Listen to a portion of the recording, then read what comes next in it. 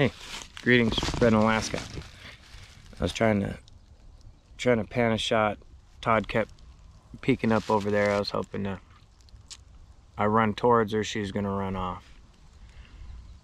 Anyway, I hope she has a kit this year. Their den is I don't know if here, let me turn the camera and point towards it. Right back to the left side or right hand side of that cottonwood, and just over the knoll there's it cuts downhill, and that's where Todd's den is. Been up to it a few times, but when I suspect she may be having a kit, I stay away. Greetings, Fred in Alaska. I wanted to share some tidbits from my night on the Nuyakuk. The things that bother me is like after I shot through the wall, and the place shifted and the scream happened, and I was sitting there for hours. There could have been moments they were looking in the window at me. I don't know. I was zoned out on the floor contemplating what the fuck. With no one communicating with me, it was really lonely. And in those moments, when you're resigning yourself to death, when you're literally say, okay, I know I'm not going to make it out of this, and know that you're just not, it's a different thing. It's hard to it's really hard to put into words. It's freeing in a way because I wasn't trembling hard anymore, and it allowed me to focus more. I got more angry. I got more in the mindset of fuck this, okay, if you're gonna get me, you're gonna get me, and I'm gonna do my damnedest to get one of you. But in those moments, a lot of people, they don't do as well on the other side as I have. I'm not special. I just knew, had I not went back out in the woods, I never would. I'd be somewhere in the concrete jungle right now. I can be hyper vigilant, but in Alaska you got to be vigilant, period. There's a couple resident black bears that go between Hatcher's Pass behind us here, or well, behind your field of view, and actually where I'm sitting. I've seen the same bear about 4 times over the last 10 years. Not often that you see it, but enough to know that it's around, and you may come across it. I don't show pew pew sticks, mass accelerators, so to speak, on here, nor will I. But understand, I'm not out here naked, trust that. So anyway, some of these things I contemplate, I don't know if you guys would find it interesting or not. I usually don't share because it's something I dwell on, and therefore I don't know if it has any value to others as far as what they may think, or if they even want to hear it. But I just want to share these things. I'm backed up on share encounters or whatever. I have a bunch more of those coming, but the whole point of this channel is not just to share with you guys these encounters, and the map is cool, and it's constantly being improved. It's the getting out and talking to the people. I already have a few of the interviews filmed for the documentary, excellent interviews. I have my cousin lining up some other ones from elders from different incorporated areas, or different native corporation areas. I'm trying to line out not just views from the Bristol Bay area, but elders from other portions of the state as well, Because we all, regardless, white, native, irrelevant, if you live in Alaska, we all share this, whether we want to or not. It doesn't matter what you believe, because it just doesn't matter. These things happen. And so I'm having a hard time dwelling on what I originally wanted to share.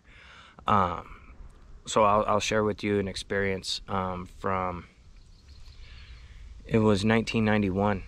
I apologize.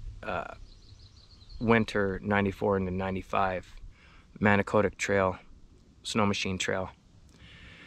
There was a group, about 10 of us, all ripping around on brand new Polaris snow machines. You know, you had the buddies with the 440 Super Sports, little trail rippers, you know, and then you had the RMKs, you know, of course, you got to have the RMKs. And one of my buddies had the Indy Storm 900cc. Polaris just came out with it. It was a monster. Lots of fun, hauled ass. Well, we're all ripping. I was on a 440 Super Sport, little Indy, and just a little lightweight sled, real fun for playing around. And so we're on our way back from Manicodic, and this certain portion of the trail splits off, and we usually just ride the open muskeg tundra and rip around. There was this huge hill, and it was all covered with trees, and I knew there was a shortcut trail because some of the stronger sleds were up ahead of me, and I knew if I took this trail, I could probably at least catch up for a little bit. No one wanted to be left behind, not in the dark in the winter, way out in the middle of fucking nowhere. Trust me, wolves and shit, there's all sorts of dangers. Hairy man was not even a thought at that point. I mean, it is, but not like, oh my God, I might see a hairy man if I go in the woods. It's not that kind of mentality. So cruising along, I'm hitting these ripples in the trail. It's just like a washboard, and I didn't realize it as we were going along, as I was bumping along. But I hit the kill switch on the handlebars, and the machine died. So I'm sitting there just yanking on this fucking thing. I felt so dumb. But during this time I was yanking on the cord, I could hear off in the distance all my buddies just tearing on out of there. I figured at some point they would realize, hey, you know, Fred ain't in the group. Let's double back, posse up, see where he's at. I knew they would eventually do that. But as I was sitting there cranking and just trying to figure it out, I was digging my flashlight out of the little Velcro backstrap on the seat where a little toolkit and shit's kept.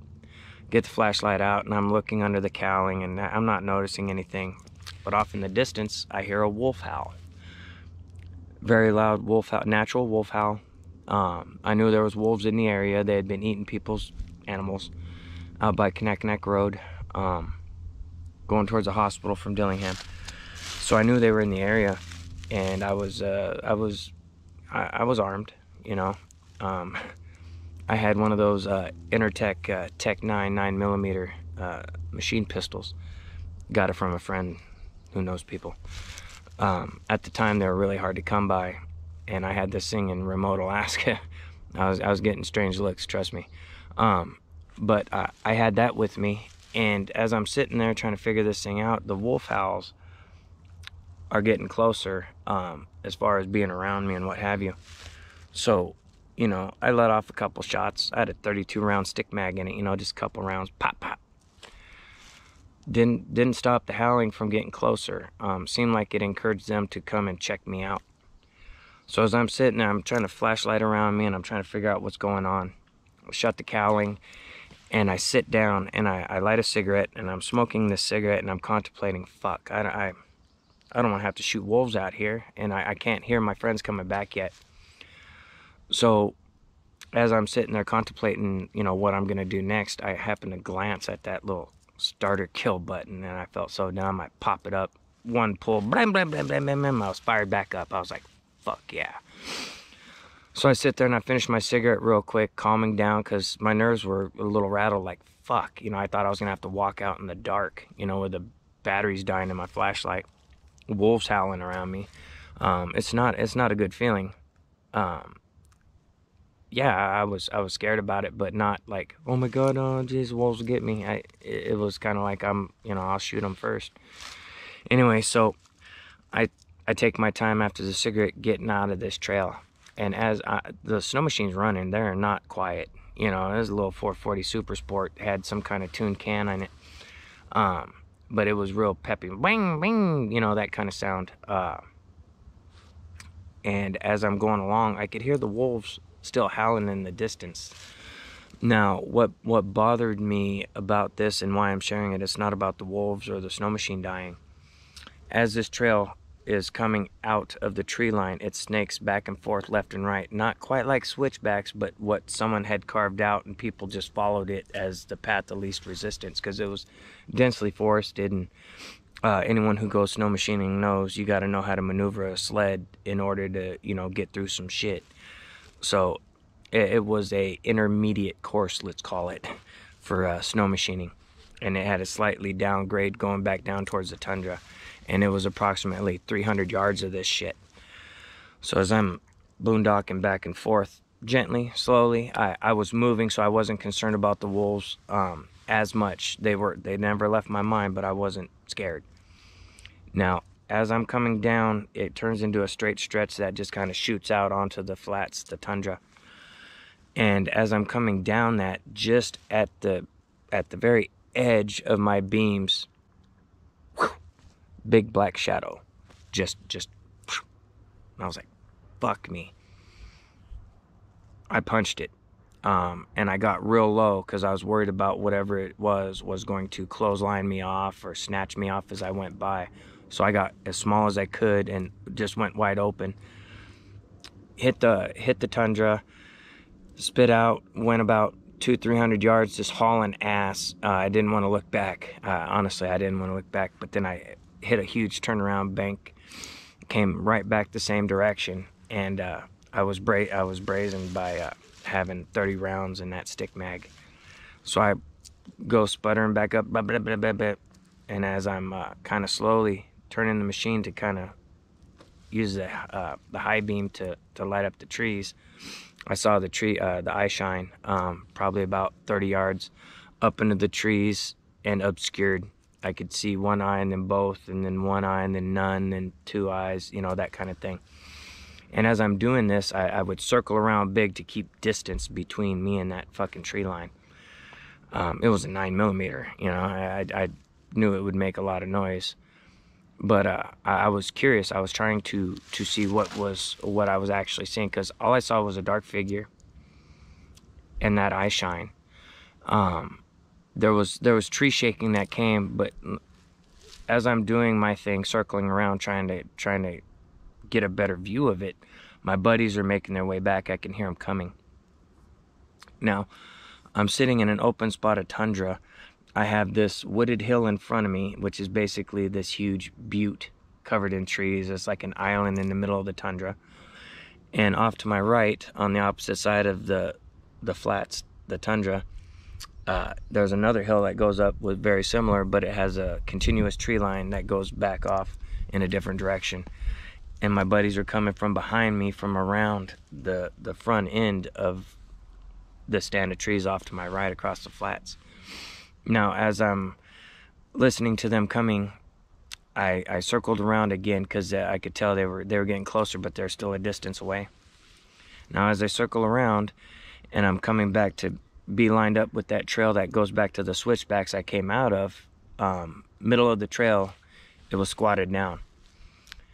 It was squatted down and doing a very weird kind of back and forth sway thing, like it was contemplating what it was going to do. Now, I would circle around because I didn't want anything coming up from behind me. I was out in the open tundra, but still, they fucking move fast. And with the sound of the snow machine, something could come up behind me without me even realizing it. So I circle around again, and as I'm circling around and come back and the beam's going towards it, it's standing up now and moving off to my left, to the left of the trail. And just then, my buddies come around the corner screaming towards me. They come flying past, circling around. Hey, what the fuck happened? Where you at? We gotta go. I told them there's a hairy man. they all laugh. And as we laugh, I'm like, you can laugh if you want, it's right up there, just walk to the left of the trail. So one of the guys with us circles around and goes, vroom, rips right up in that trail. No sooner than he hit up into that trail, the trees off to our left just erupted with this scream. The buddy that went into the trees up into the trail all of a sudden was popping out on not a trail. He made his own trail, because I guess what he told us, when he was going up in the trail, he saw it run out of his peripheral, and the headlight lamp lit enough of it running away. He started turning, and then that's when shit erupted. He could hear it over his snow machine when he was holding that pig wide open. So he popped out, and we got the hell out of there. But these things happen randomly. It's not like they're behind every tree, and every time you go out you're gonna have something happen. You know, it's one of those, it's hard, man. I wish I had more answers, but hopefully we understand something by the end of this, right? Anyone with an experience, feel free to share. AlaskanHairymanProject@gmail.com or NoComp907@gmail.com. And more to come, lots more to come. Some remote recording very soon. So, well, more remote than where I already am anyway. Until the next one, thanks for joining me.